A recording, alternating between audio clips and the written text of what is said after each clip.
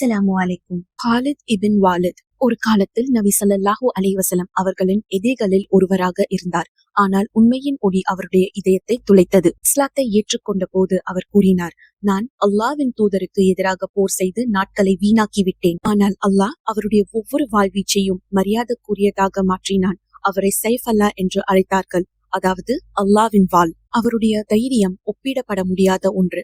அவருடைய வலிமை சஜ்தாவில் இருந்தது. போர்க்களத்தில் அவர் பெருமையை கொண்டு செல்லவில்லை, வெற்றியை வழங்கும் அல்லாஹ்வின் மீது மட்டும் நம்பிக்கை வைத்திருந்தார். படை வீரர்கள் தோல்வியை பயந்தபோது அவர் நினைவூட்டினார், வெற்றி மனிதர்களிடமிருந்து அல்ல, அல்லாஹ்விடம் இருந்து மட்டும்தான். அவர் 100க்கும் மேற்பட்ட போர்களில் பங்கேற்றார், ஆனால் ஒருபோதும் தோல்வி அனுபவிக்கவில்லை. ஆனால் அவர் இறக்கும் போது அழுதார், தனது காயங்களுக்கு அல்ல, அல்லாஹ்வின் பாதையில் ஷஹீதாக விழும் ஆசைக்காக. மரணத்திலும் அவருடைய வார்த்தைகள் ஒலித்தன, எனக்காக அழ வேண்டாம், நான் அல்லாஹ்வின் வீரனாக இறக்கிறேன். அவருடைய கதை நமக்கு நினைவூட்டுகிறது, உண்மையான வலிமை வாளில் இல்லை, அல்லாஹ்வுக்காக போராடும் இதயத்தில் உள்ளது.